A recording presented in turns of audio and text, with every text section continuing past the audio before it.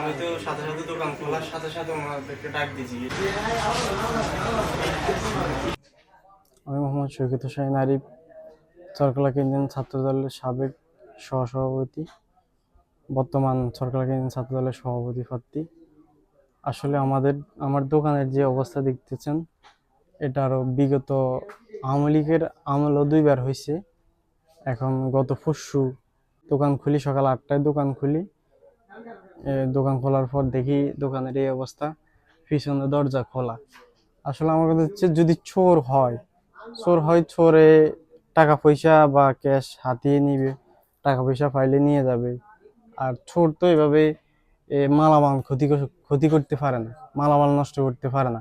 কিছু মালামাল ভেঙে ফেলছে, কিছু ছড়ি তছারিং করে ফেলছে। এগুলো তো চুরি না, এটা একটা সন্ত্রাসী। আমি মনে করি এটা একটা সন্ত্রাসী। তারা আমার দোকান ছাদাবাজি করতে আসছে, লুট করতে আসছে।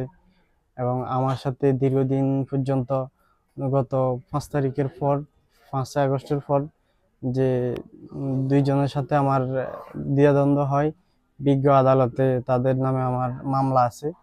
তারা আমাকে আমি মামলা কেন দিছি, আমার দোকানের সামনে, দোকানের আশেপাশে বিভিন্ন হুমকি দুমকি দিচ্ছে যে আমাকে মেরে ফেলবে, মামলা যদি না উঠে আমার মেরে ফেলবে, পিটবে, মারবে, হুমকি দুমকি দিতেছে। আমার নিঃসন্দেহে এই জিনিসটা তারা ছাড়া কেউ করে না, এটা তারা করছে। আমি থানায় লিখিত অভিযোগ দিছি এবং ঘটনাটা আমি বাজারের সাথে সাথে, দোকান খোলার সাথে সাথে বাজারের সেক্রেটারি, সভাপতি এবং মান্যগণ্য যারা আছে সবাইকে দেখাইছি জিনিসটা সাথে সাথে। আজকে 3 দিন আমি এটা এখনো এভাবে রাখছি, যেভাবে ক্ষতিগ্রস্ত হয়েছে এবং আমি এখনো এভাবে রাখছি। এই সাদাবাজদের দৃষ্টান্তমূলক শাস্তি চাচ্ছি এবং আমার নেতা, কেন্দ্রীয় ছাত্র দলের সাধারণ সম্পাদক নাসিরউদ্দিন নাসির ভাইয়ের কাছে দৃষ্টি আকর্ষণ করছি। আমি একজন ছাত্র দলের দুর্দিনের একজন দুঃসময়ে নিবেদিত প্রাণ।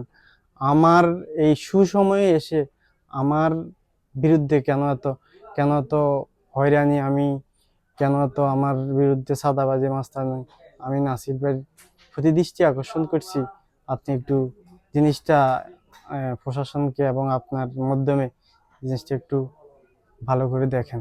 আমি বাজারের সেক্রেটারি, উনি আমার ডাকিয়ে আনছিল, ডাকিয়ে আনি পরিস্থিতি চাইলাম, সব ভাঙ্গি চুরি হেলাইছে। ওনারা জিজ্ঞেস করলাম কি চুরি হয়েছে কিনা। ওনার দোকানের টাকা ছিল 21,000, এই ওষুধের বাক্সের মধ্যে টাকাগুলো নেয় নাই। ক্যাশ ভাঙ্গি, ক্যাশের মধ্যে খুচরা যে টাকাগুলো ছিল, হ্যাঁ, ওগুলা নিয়ে গেছে। আমরা আইসি আয়া দিই, ক্যাশ বাক্সের সাথে খোলা টোলা এগুলা দিই ভাঙ্গা। 21,000 না কত কার্টন ভিতরে আসলে কার্টন ফায়ানো আয়া দিয়ে আমরা এই অবস্থা না, আমরা বাজারের কি করতে পারি। আসলে আমি যতটুকু জানি, সকালে 10টা 10:30টার দিকে আসলাম দোকানে, বাজারে আসার পরে উনি যাই আমাকে বললো যে দোকানে এরকম, আমার দোকানে মানে চুরি হয়েছে, আসেন একটু। পরে আসলাম, দেখলাম যে পিছনে যে তাকটা দেখা যায় এটা এইভাবে পালানো, আর পিছনের দরজা ওরকম লক নাই, এমনিতে আটকানো, মানে চাপানো আছে আর কি। আর সামনে তালা ছিল, আর এই যে মানে মালামাল ভাঙ্গা, আর এই পিছনে তাকটা পিছনে পড়ে আছে আর কি।